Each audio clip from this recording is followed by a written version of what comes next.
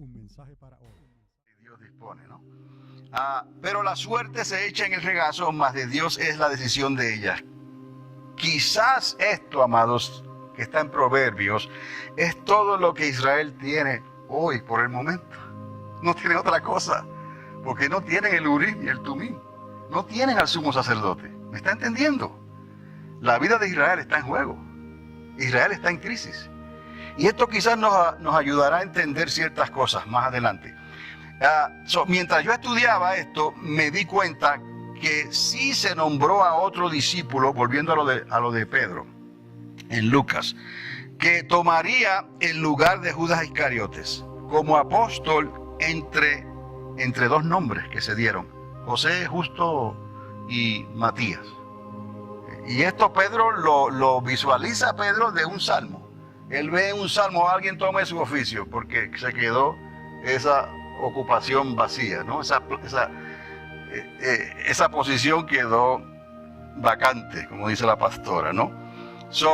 Y me llevó ahí. Y dice que a Matías echaron la suerte y fue a Matías quien fue contado con los otros 11. Matías fue contado con los 11, quiere decir que 11 más 1 otra vez, 12.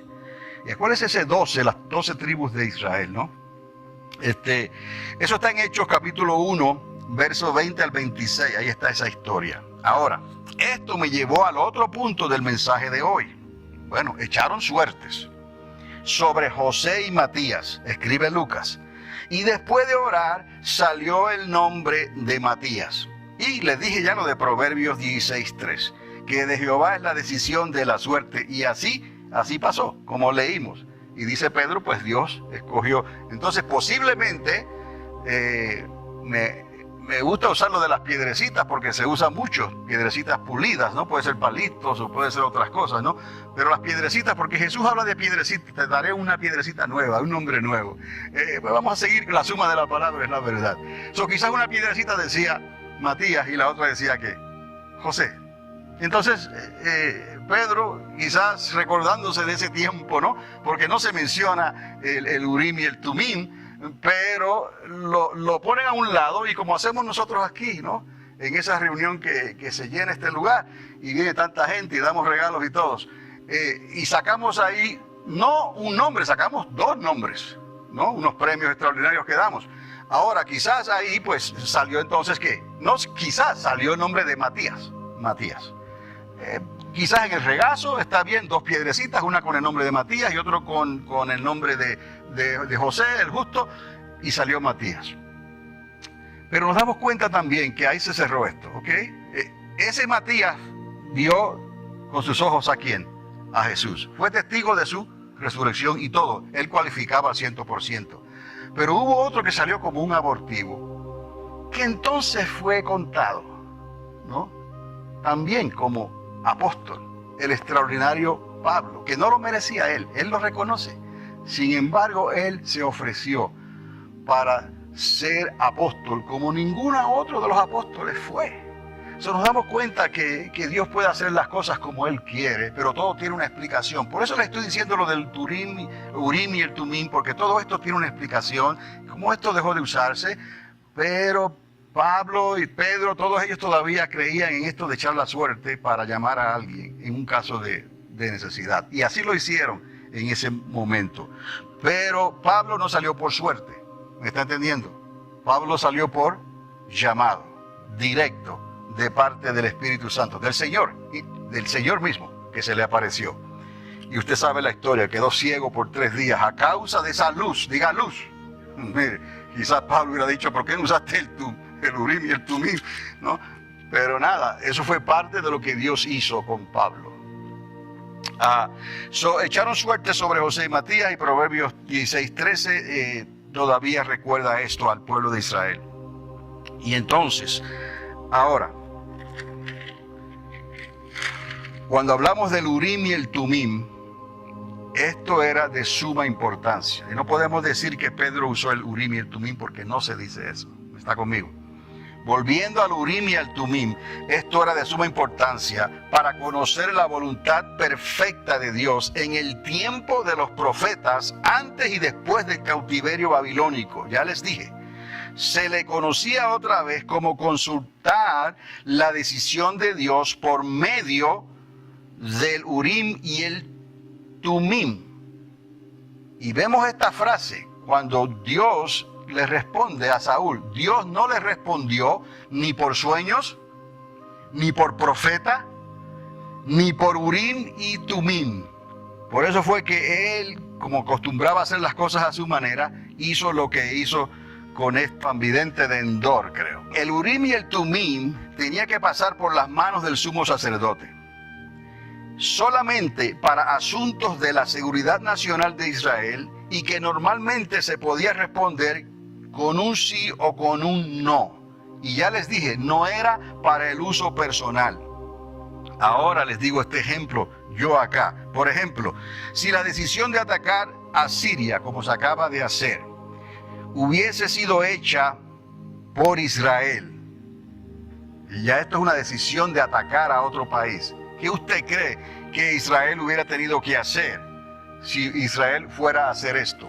¿Consultar qué? El Urim y el Tumim.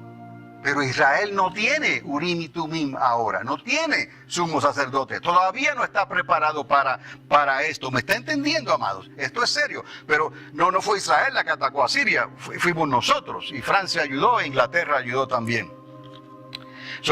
Israel hubiera tenido que decir, Señor Jehová Dios, ¿atacamos a Assad, sí o no? Y Dios hubiera dicho sí. Ok, entonces, pero entienda esto, creo que por esto Israel está en la defensiva. ¿Se ha dado cuenta de esto, de lo que es la defensiva? Israel siempre se está defendiendo de los ataques, siempre se está defendiendo. Y hasta hoy Israel no ha actuado a la ofensiva. Ellos llegaron a la tierra prometida, llegaron ahí en el 1948 y hasta el día de hoy se han estado defendiendo.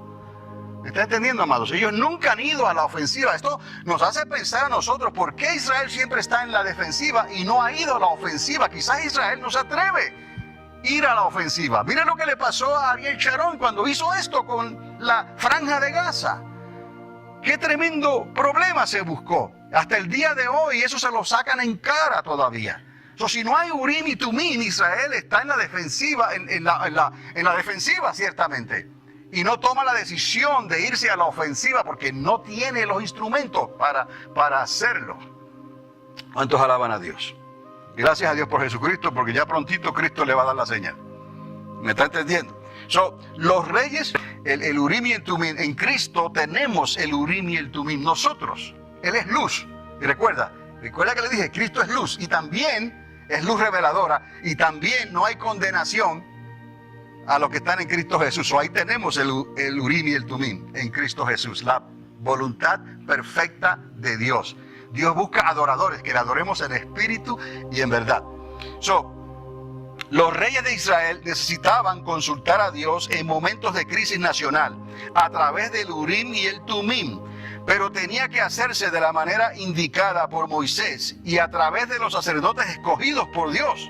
Ahora, la Biblia no explica lo que era el Urim, no lo explica. No tenemos, yo dije unas piedrecitas, pero eso es lo que muchos piensan, pero no se sabe si era una piedrecita o eran dos, porque dice Urim y Tumim, puede ser una sola cosa, ¿no?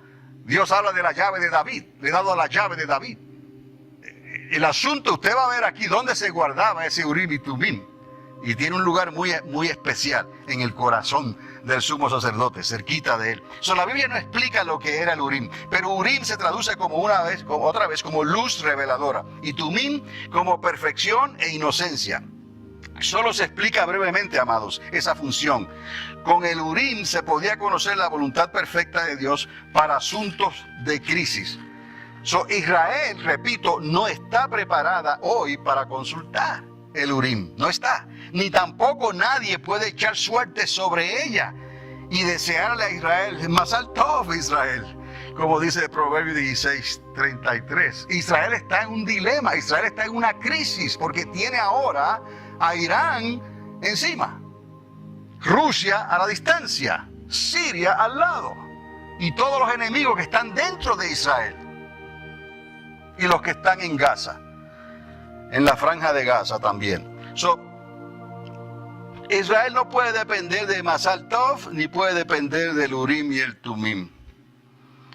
Israel depende, amados, oiga esto, de las profecías que ya fueron hechas en siglos y milenios atrás, siglos y milenios pasados. En esas profecías se está agarrando Israel, ¿ok? Hasta que Dios haga algo otra vez como lo hizo en la guerra de los 6 días en el 1967. Israel no fue a la ofensiva, Israel fue atacada y se defendió, pero Dios ahí hizo algo extraño y algo sobrenatural y extraordinario. Ahora se dieron cuenta que el león de la tribu de Judá se estaba despertando en esa guerra de los 6 días nada más. Pero en estos momentos Israel...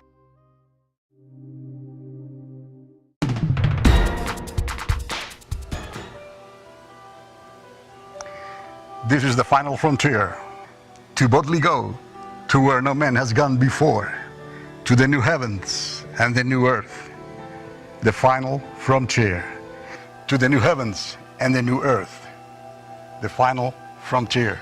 This is Carlos Dávila. Para suscribirte, aquí. Para el website, allá. Un mensaje para hoy.